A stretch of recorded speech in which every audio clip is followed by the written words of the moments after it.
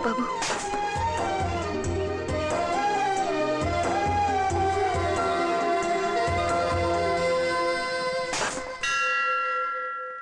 இன்னைக்கு நான் இவ்வளவு சந்தோஷமா இருக்கேன்னா அது காரணம் நீதான்.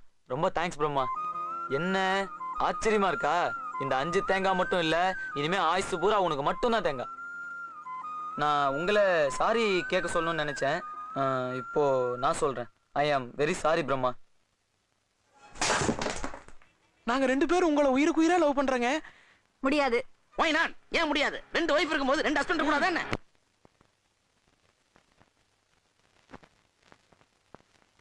ஏய், யாரோ கரெக்ட்டா